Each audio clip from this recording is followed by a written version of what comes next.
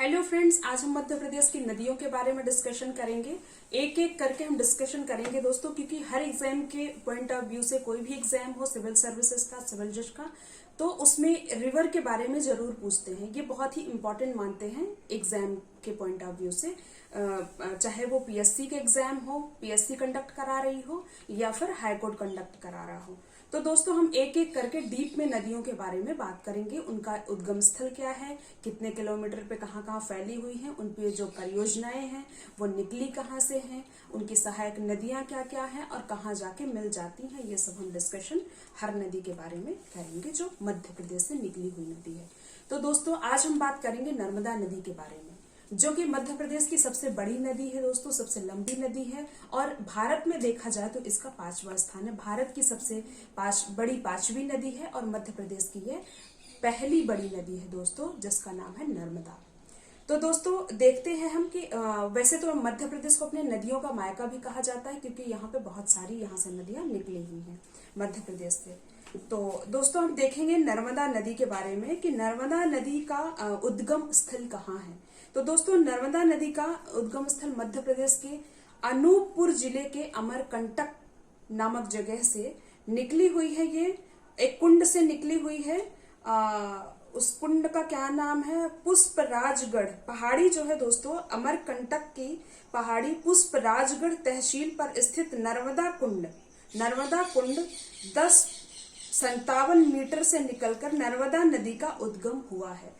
दोस्तों इसमें हमें जो इम्पोर्टेंट लगेगा, वो एग्जाम के पॉइंट ऑफ व्यू से जो हमें इम्पोर्टेंट है हमारे लिए, वो है कि नर्मदा नदी का उद्गम स्थल क्या है। तो नर्मदा नदी मध्य प्रदेश के अनूपपुर जिले के कहाँ से निकली है, अमरकंटक से निकली है। दोस्तों अमरकंटक हमारे लिए इम्पोर्टेंट है कि अमरकंटक से निकली हुई है।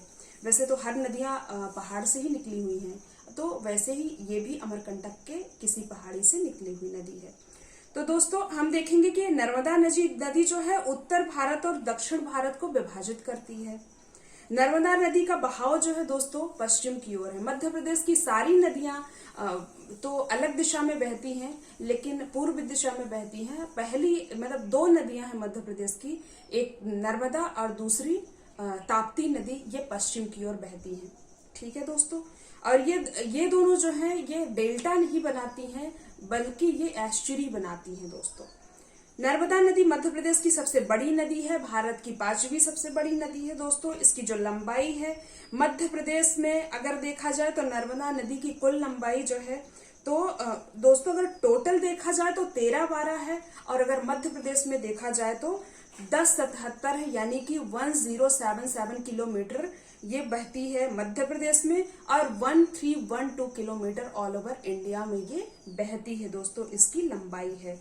फिर दोस्तों नर्मदा नदी द्वारा बनाए गए जो प्रमुख जल प्रपात हैं वो हम डिस्कस करेंगे, क्योंकि एग्जाम में वो पूछे जाते हैं। तो नर्मदा नदी हमारे उद्गम से 8 किलोमीटर दूर, अपने उद्गम स्थल से 8 किलोमीटर दूर पे एक कपिल धारा जलप्रपात बनाती है, और आगे जाके 100 मीटर आगे, कपिल धारा जलप्रपात से 100 मीटर आगे जाके दुग्ध धारा जलप्रपात बनाती है दोस्तों। नेक्स्ट है जबलपुर जिलों में भेड़ाघाट के समीप धुआंधार जलप्रपात बनाती है दोस्तों। ये भेड़ाघाट के समीप नर्मदा नदी धुआंधार जलप्रपात बनाती है, जो कि 5 मीटर ऊंचा है। ये धुआंधार जलप्रपात दोस्तों 5 मीटर ऊंचा है। नेक्स्ट है नर्मदा संगम पर मानधार और दर्दी जलप्रपात बनाती है। जो नर्मदा नदी है दोस्तों, नर्मदा और तवा संगम पर मानधार और दर्दी जलप्रपात बनाती है, और ये कहाँ बनाती है, होशंगाबाद जिले में बनाती है। नेक्स्ट है दोस्तों नर्मदा नदी माहेश्वर के निकट सहस्त्र जलप्रपात भी बनाती है। सहस्त्र धारा है तो सहस्त्र धारा जलप्रपात भी बनाती है। नेक्स्ट दोस्तों हम देखेंगे कि मध्य प्रदेश की जो नर्मदा नदी है उसकी सहायक नदियां कौन कौन सी हैं। तो इसकी सहायक नदी तो सबसे पहले दोस्तों तवा है। तवा नर्मदा नदी की प्रमुख सहायक नदी है। कुल 41, वैसे तो नर्मदा नदी की कुल 41 सहायक नदियां हैं, उनमें से हम कुछ का ही नाम देख पाएंगे। दक्षिण से आकर मिलने वाली मुख्य सहायक नदियां जो हैं, शेर है, शक्कर है, दूधी, तिंदोनी, हेरण, हथिनी, वरना और मान। दोस्तों ये नदियां जो सहायक नदियां हैं नर्मदा की, दक्षिण से आकर मिलने वाली मुख्य नदियां हैं, मुख्य सहायक नदियां हैं। नेक्स्ट है दोस्तों, जो उत्तर से आके मिलने वाली सहायक नदी है नर्मदा की, वो है चोरल, करम और गंजाल। दोस्तों गंजाल, चोरल और करम, ये उत्तर से आकर और इसकी सहायक नदियां बनी हुई हैं। दोस्तों हम देखेंगे कि मध्य प्रदेश के किन किन जिलों से होकर ये नर्मदा नदी गुजरती है। तो दोस्तों अनूपपुर, मंडला, डिंडोरी, जबलपुर, नरसिंहपुर, होशंगाबाद, रायसेन, हरदा, खंडवा, खरगोन, धार, सीहोर, देवास, बड़वानी और अलीराजपुर डिस्ट्रिक्ट से होके ये नर्मदा नदी 15 जिलों से होके गुजरती है। नेक्स्ट दोस्तों, नर्मदा नदी पर स्थित कुछ परियोजनाएं जो हैं हम उन्हें देख लेंगे। ये जो बहुत इंपॉर्टेंट है एग्जाम के पॉइंट ऑफ व्यू से, हर एग्जाम में ये पूछा ही जाता है कोई ना कोई एक परियोजना, चाहे चंबल की परियोजना पूछ ले, चाहे नर्मदा की दो परियोजनाओं में से कोई एक न एक पूछ लेते हैं। तो दोस्तों अभी हम देख रहे हैं नर्मदा नदी पे जो स्थित परियोजनाएं हैं, प्रमुख परियोजनाएं। नर्मदा नदी पर करीब 3000 छोटी बड़ी मध्यम परियोजनाएं बनी है दोस्तों, लेकिन जो बहुत इंपॉर्टेंट हैं उन्हें हम डिस्कस करेंगे।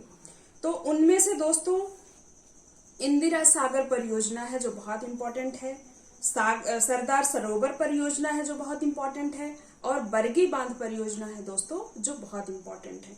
तो हम डिस्कस करेंगे इंदिरा सागर परियोजना। यह परियोजना 24 अक्टूबर 1984 को स्थापित हुई है और यह मध्य प्रदेश के खंडवा जिले में स्थित है। दोस्तों ये 24 अक्टूबर 1984 को स्थापित की गई है और ये कहाँ है, तो ये मध्य प्रदेश के खंडवा जिले में स्थापित की गई है दोस्तों, इंदिरा सागर परियोजना।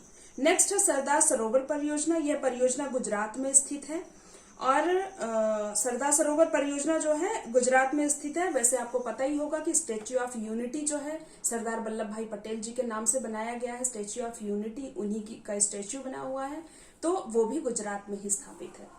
दोस्तों नेक्स्ट जो परियोजना है बरगी बांध परियोजना, उसके बारे में हम डिस्कशन करेंगे कि यह परियोजना मध्य प्रदेश के जबलपुर नामक स्थान पर बरगी नदी पर, बरगी एक नदी है जबलपुर के आसपास, वहां स्थापित है और बरगी नर्मदा की सहायक नदी भी है। तो दोस्तों ये परियोजना मध्य प्रदेश के जबलपुर नामक स्थान पर है और बरगी नदी पर स्थित है, बरगी नर्मदा की सहायक नदी भी है।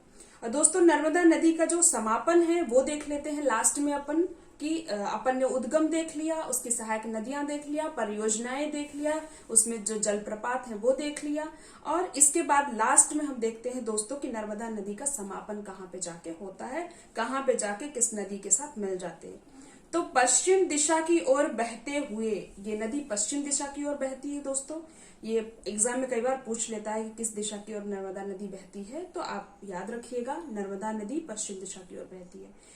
तो नर्मदा नदी जो पश्चिम दिशा की ओर बहते हुए नर्मदा नदी खंबात की खाड़ी यानी अरब सागर में, खंबात की खाड़ी में जाकर मिल जाती है दोस्तों, इसका समापन वहीं पे हो जाता है। ओके दोस्तों, आज के वीडियो में इतना ही। नेक्स्ट वीडियो में हम चंबल नदी के बारे में डिस्कशन करेंगे। हम एक एक नदी को लेके आएंगे दोस्तों और डीप में स्टडी करेंगे, क्यों, ताकि आपकी एग्जाम में कोई भी क्वेश्चन इससे छूट ना जाए। अगर इसमें आपको कोई प्रॉब्लम हो, कोई क्वेरी हो, तो आप कमेंट बॉक्स में हमें जरूर बताएं, और अगर मेरा वीडियो आपको पसंद आता है तो लाइक, शेयर एंड सब्सक्राइब करना ना भूलें। Okay, bye bye.